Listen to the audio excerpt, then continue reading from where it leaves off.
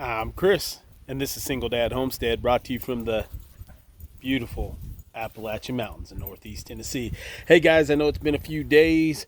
We just got back. Dog is running crazy behind me. Elin is at Nanny's for a few days. She's been saying since the beginning that's what she was going to do, so we let her go do that. But we're getting on here. We're going to do a little walk with you, talk just a little bit of the overall for the trip, and then we're going to try to do a live maybe when Elin gets back and let you guys know about that whole thing as a whole. So lots of changes when we got back here. So the house looks good. It's in good shape, did well. The solar panel situation was just a button got hit and it got turned off, so it's all good. It's the way it works, and we're there. The yard looks great. Dad's been keeping this part of the yard mowed wonderfully, which is what I asked him to do. Apple trees look good. Got a little bit of deer damage. Let's walk over here and look at those. These are my little apple trees that I put in. This is a Granny Smith, and it's still alive and stuff, but the deer have nipped off all the edges, so I got to get some fencing around that. And then this one down here that Buddy's checking out right now is a, oh my goodness, what kind is this? I think this is a Red Delicious. It's right here, and it looks pretty good. They haven't messed with it too much, but we're going to walk down through here. There has been some things that have went on here since we left 3 months ago, so let's walk down through here. If any of you guys are looking for a small piece of property or anything, you can get on and look under Unicoi County for Kevin from Century 21. He's got some property up here. It's actually my neighbor is the one that owns all of it. He's got several lots for sale. The last few that are on the mountain, everybody's bought 3 or 4, so you don't have a lot of people up here, but you have enough. We'll take these glasses off, and so he's got there, but it's kind of just wasting time to get down here.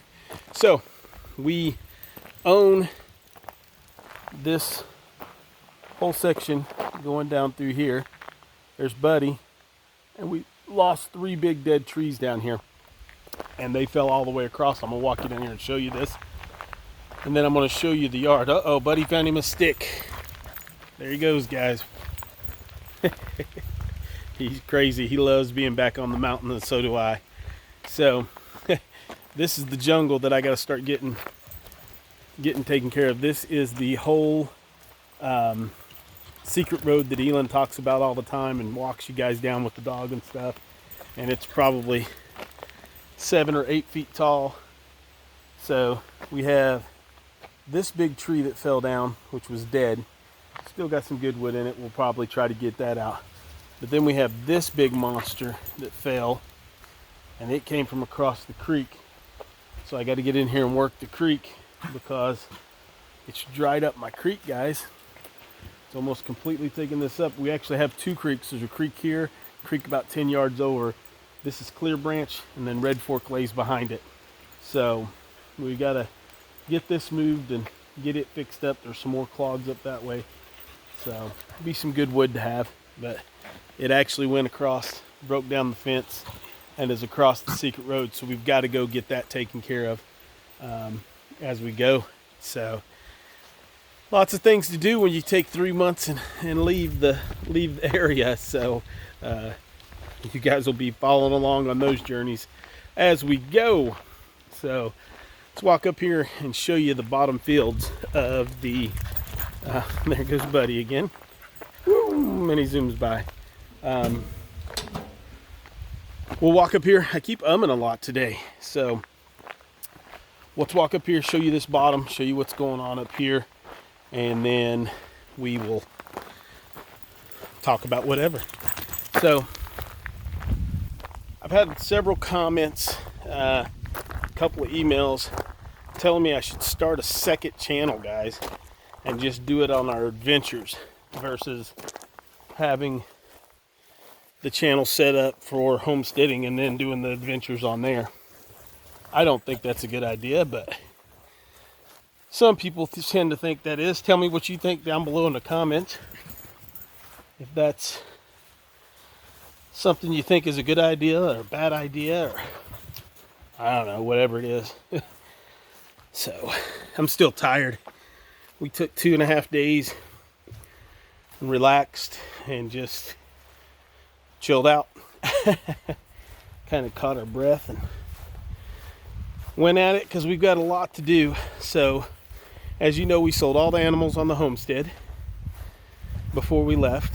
So both paddocks, both little fields down here have been let go.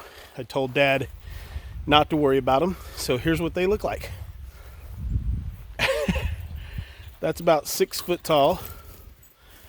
The barn is covered. We got to get it done all the way through and over. And then in this section behind this tree is where all the raised beds are, and they're huge. They're over my head as well. But you can just see the old coops, the old quail coop. We're going to turn that into a rabbit coop, even inside the little barn. So we've got some stuff we've got to do. Looks like the greenhouse needs to be, yep. The greenhouse needs to be cleaned out. Ooh, I do see something that looks good though. Look at all those blackberries right there we can pick. Ton of blackberries. We might have some blackberry cobbler tonight. So that looks good. But there's a ton of them in there too. Awesome. Black Eyed Susans. But anyway, so with the trip, we're going to do, tell me if you guys want to do a live. We'll do a live here in a couple days when Elin gets back. Let you know the overall part of it. And then I want to do a live with you guys. There's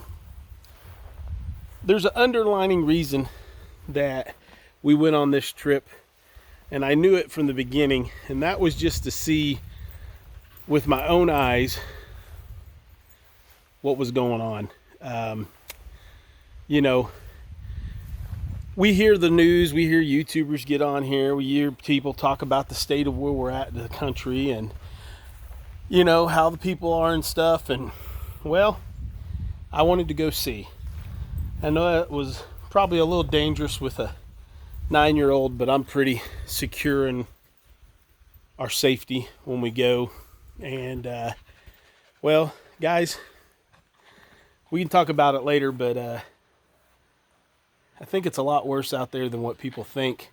I'm not saying that to scare you or anything else. I'm saying that firsthand, that we as a family, that's my mother and father, myself, aunts, uncles, things of that nature that I've talked to while we were gone on the trip, and then now since I've been back, we're going to start doing some things to set ourselves to be in a better position.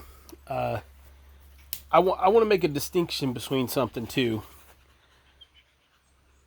People have to realize that Christ is not necessarily America. And I say that, I don't mean to make you mad. I mean, I'm saying that the state of America doesn't mean the state that we're in as Christians. And you guys know what I feel about that word Christians in the modern sense. But as a biblical sense, Christians, the state of the United States doesn't dictate what the Christianity and what God is going to do. And if you think that is, then you might be wrong. But God is a lot bigger than the U.S. So when I talk about this stuff, I'm talking about as a country. I think as a country, we are in a really bad spot. Do I think that crosses over into religious beliefs and Christianity and my belief as a Christian man? Absolutely 100%. But what I'm talking about is what's going on in America today that's going to affect us now and in the future, because the difference of what you're hearing from everybody else is that this is coming, this is coming, this is coming. And I'm going to tell you right now, it's already here. And You know, I've talked about it on the channel before during COVID and stuff. We had some shortages on food around here, and you know, fuel was a little harder to get and things of that nature at a couple times. And going west, it only got worse and worse and worse. I mean, I was in some stores in California when we went to Crescent City. We stopped at a Walmart. I tried to stop at a Walmart in every city we went to. It's something you guys don't know, but that's something we tried to do.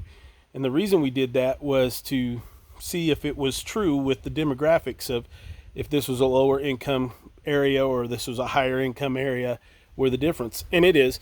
The higher income areas had a lot more food, a lot more stuff, which business wise makes sense. You have more people spending more money, you keep more product in there. But overall, when you went to the food shelves, the meat was short, the vegetables were short, the whole 9 yards. And I would think part of that is due to the big, huge signs they have as you go into Washington State, Oregon, California. All those western states have big, huge signs. I mean, big, huge governmental signs, not billboards, but governmental place signs that say no homegrown fruits or vegetables. Guys, you can't grow your own food. No homegrown fruits or vegetables allowed into those states. Now, the reason that I was given when I asked was because it's a fruit fly that's destroying all the crops.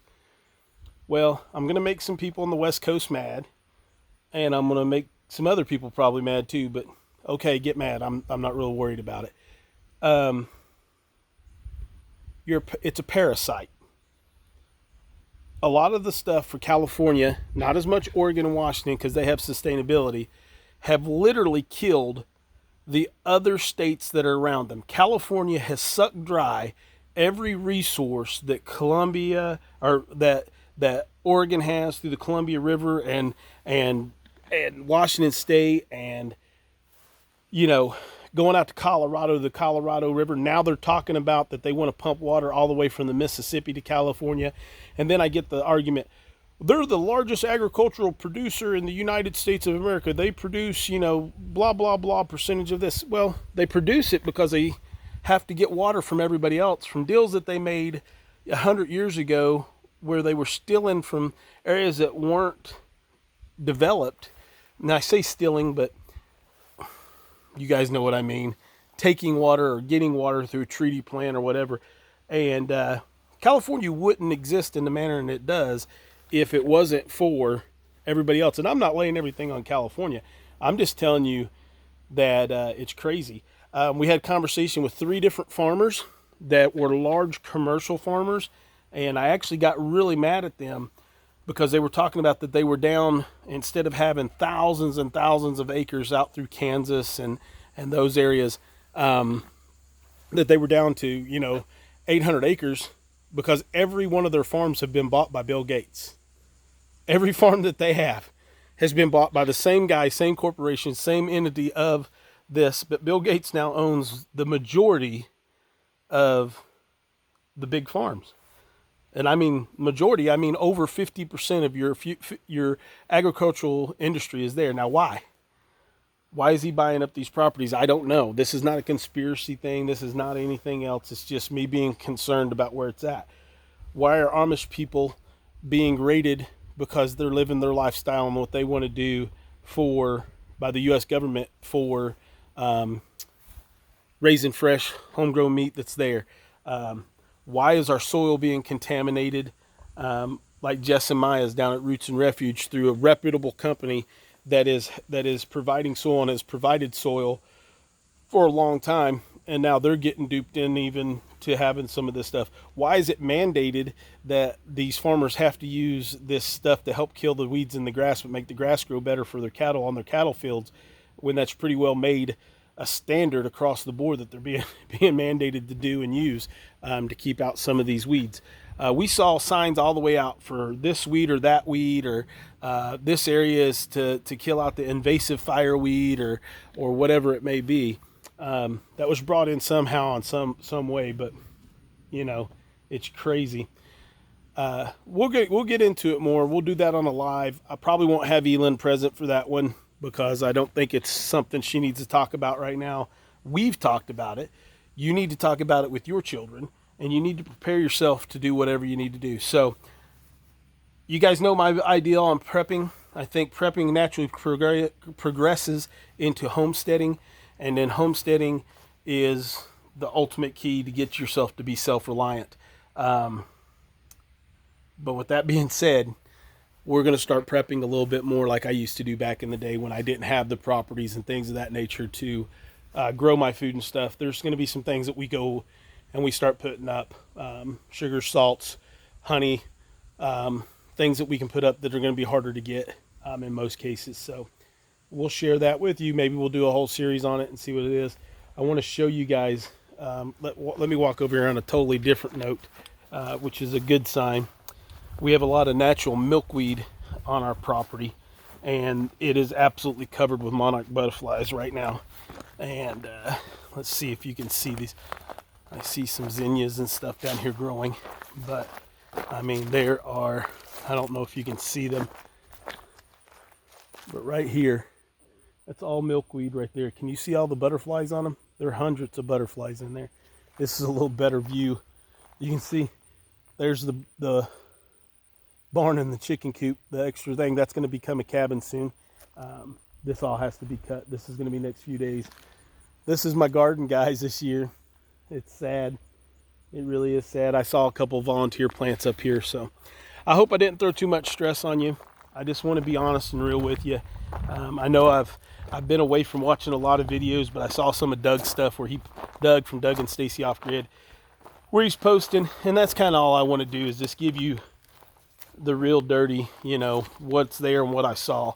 I'm not trying to give you what's off the news or anything else. I'm going to tell you exactly what we saw, when we saw it, and how we saw it. So it's firsthand from my eyes, my mouth to your ear. So I'll go through that. I'll let you know, and we'll keep doing what we always do. With that being said, God bless. Live with what God gives you, and we're out of here.